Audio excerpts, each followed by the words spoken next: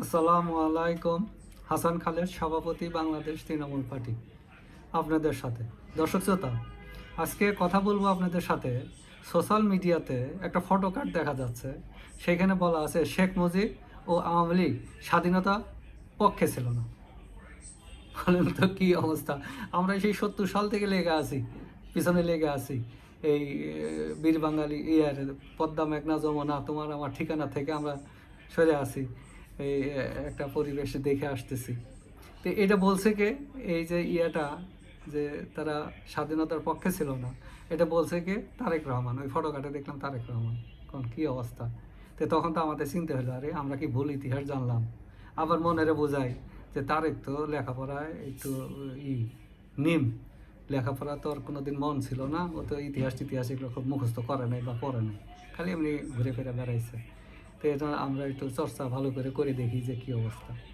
এই বিষয়টা নিয়ে আপনাদের সাথে একটু কথা বলতে আসছি। আচ্ছা, ধরেন বিস্তারিত আর বলবো না, ইয়েতে আছে। ধরেন জিয়া রহমান মুক্তিযুদ্ধ করছে। তো জিয়া রহমান কি এমনি এমনি যুদ্ধ করছে না?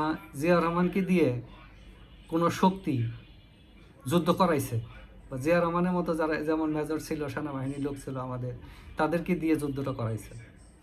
যুদ্ধটা করাইছে ওই শক্তিটাকে মুজিবনগর সরকার। মুজিবনগর সরকারের মুজিবকে রাষ্ট্রপতি, সৈয়দ নজরুলকে উপরাষ্ট্রপতি, তাজউদ্দিন আহমেদকে প্রধানমন্ত্রী, তারপরে আপনার ক্যাপ্টেন মনসুর আলী স্বরাষ্ট্রমন্ত্রী, এরকমভাবে। তারপরে আছে আপনার কর্নেল উসমানী। কর্নেল উসমানী তো এই মুক্তিবাহিনীর প্রধান ছিলেন, তাকে নিয়োগ দেওয়া হয়েছিল। এই যে লোকগুলা কিন্তু সবগুলোই এমএনএ কার? আওয়ামী লীগের। তাই আওয়ামী লীগ স্বাধীনতার পক্ষে যদি নাই থাকে, তাহলে স্বাধীনতার জন্য ওরা মুক্তিযুদ্ধ করলো কেন? তাহলে এটা পুরো একটা বোগাস কথা, একটা মিথ্যা কথা ছড়ানো হচ্ছে। একটা মিথ্যা কথা কিন্তু ছড়ানো হচ্ছে। আওয়ামী লীগের অধীনে যুদ্ধ হয়েছে, তাহলে মানে আওয়ামী লীগ হলো। তারপরে দেখেন এই 27 তারিখে জিয়া রহমান কালুঘাট বেতার কেন্দ্র থেকে একটা বক্তব্য দিলেন। তো এই বক্তব্যের পরে কিন্তু জিয়া রহমান কোথাও নাই। আমরা 2 তারিখে জিয়া রহমানকে খুঁজে পাই তেলিয়াপাড়া, হবিগঞ্জে। ওসমানী সাহেবের সাথে তারা সাক্ষাৎ করতে গেছে, যাদের সেনা অফিসাররা ছিল। তারপরে কিন্তু আর কোনো জিয়া রহমান নাই, অস্তিত্ব নাই। কিন্তু এখন আমরা কাদেরকে পাই? তাজউদ্দিন আহমেদকে পাই। 30 তারিখে কলকাতা গেলেন, 4 তারিখে ইন্দিরা গান্ধীর সাথে, ভারতের প্রধানমন্ত্রী শ্রীমতী ইন্দিরা গান্ধীর সাথে সাক্ষাৎ করলেন। সাক্ষাৎকারে তিনি সহযোগিতা চাইলেন। ইন্দিরা গান্ধী কি বললেন? যে রাষ্ট্র তো সহযোগিতা এইভাবে করতে পারে না, আপনাদেরকে একটা সরকার গঠন করতে হবে। তাজউদ্দিন সেম ডেটে কলকাতায় ফিরে গেলেন। রাজনৈতিক নেতারা যারা ছিল কলকাতা ওইদিকে, তাদের সাথে আলাপ করে একটা সরকার গঠন করলেন 10ই এপ্রিল। 10ই এপ্রিলে সরকার গঠন করলেন। 11ই এপ্রিলে সৈয়দ নজরুল ইসলামকে সাথে নিয়ে তিনি গেলেন, ত্রিপুরা গেলেন। ত্রিপুরা গিয়ে তাদের উসমানী সাহেবের সাথে দেখা হলো, এবং এই আরও এমএনএ যারা আছে তাদের সাথে দেখা হলো। দেখা সাক্ষাৎ করে সেনাবাহিনী অফিসারদের সাথেও দেখা হয়েছে, সম্ভাব্য যত দ্রুত করা যায়। তো সবাইকে যারা এমএনএ ছিল এবং ছিল, এই এই যে উসমানী সাহেবকে নিয়ে উনি কলকাতায় ফিরে আসলেন। 17 তারিখে মুজিবনগর সরকার শপথ নেয়। শপথে দেখবেন, শপথের পরে তাদেরকে গার্ড অফ অনার দিয়েছিল সৈয়দ নজরুল ইসলামকে রাষ্ট্রপতি, ভারপ্রাপ্ত রাষ্ট্রপতি হিসাবে, উপরাষ্ট্রপতি এবং তারপরে ভারপ্রাপ্ত রাষ্ট্রপতি হিসাবে, অ্যাক্টিং প্রেসিডেন্ট বঙ্গবন্ধুর অনুপস্থিতিতে। তো গার্ড অফ অনার দিয়েছিলেন এসডিপিও মাহবুব উদ্দিন, ওই ঝিনাইদহের যে ছিলেন, পুলিশ অফিসার ছিলেন। কারণ ওইখানে সেনাবাহিনীর অফিসাররা ছিল না, তারা তো ওই যে আপনার ত্রিপুরার এদিকে ছিল। তো এই জন্য ওইখানে কিন্তু শুধু পুলিশ আর আনসারে এখানে গার্ড অফ অনার দিয়েছিল আমাদের মুজিবনগর সরকার।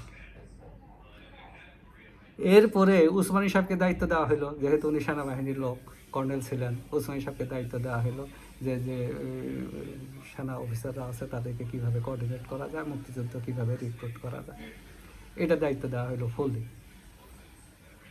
তো উনি প্রথম সেক্টর কমান্ডার করলেন, সেক্টরে ভাগ করে দিলেন। তো পরে এদেরকে সবাই একটা শৃঙ্খলার মধ্যে, একটা নিয়মের মধ্যে, নিয়ন্ত্রণের ভিতরে আনা হলো।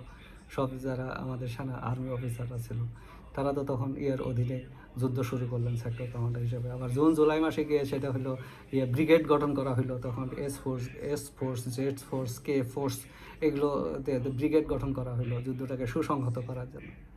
তাহলে কি হলো? আওয়ামী লীগ যদি নাই থাকে, তা আওয়ামী লীগের সরকারের অধীনেই তো সব কিছু এটা হচ্ছে।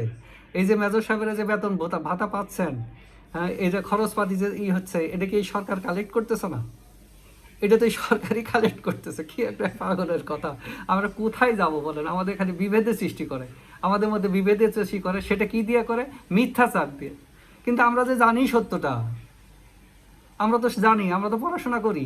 বাপ তো মুক্তিযোদ্ধা ছিল, বাপ তো জিয়া রহমানের কথায় যুদ্ধ করতে যায় নাই, বাপ গেছে মুজিবনগর সরকারের কথায় যুদ্ধ করতে।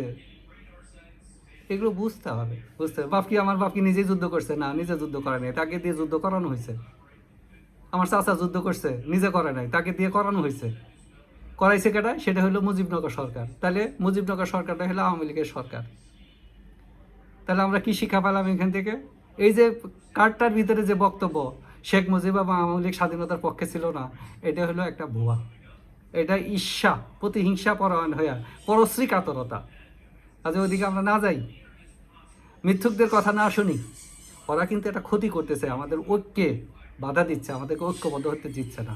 আমরা যাদের মুক্তিযুদ্ধের পক্ষের, তাদেরকে ঐক্যবদ্ধ হতে দিচ্ছে না। কারণ জিয়া রহমানের সাথে তো হইলো আপনার যখন 78 সালে বিএনপি করে, তখন তো ওরা করছে, বিএনপি ওই জামাত ইসলাম, মুসলিম লীগ এগুলো নিয়ে টোকায় নিয়ে আসা বিএনপি তৈরি করছে। কাজে ওদের সাথে আমাদের মিলবে না। ওরা ফেল করলো, এবার তারেক রহমানের সুযোগ আসছিল যে এবার সবাইকে ঐক্যবদ্ধ করার একটা সুযোগ আসছিল, কিন্তু এই কার্ডটা ছেড়ে দিয়ে উনি মারাত্মক একটা ভুল করে ফেললেন। কাজেই আমরা মুক্তিযুদ্ধের যে চেতনা, মুক্তিযুদ্ধের যে ইতিহাস, সেটাকে বেশি বেশি প্রচার করি। কার কী ভূমিকা বেশি বেশি প্রচার করি। ভিডিওতে তো কিছু বলা যায় না, আরেকটা ভিডিও করব আগামীকাল। যে যেখানে থাকি সুস্থ থাকি, নিরাপদ থাকি। ধন্যবাদ সবাই।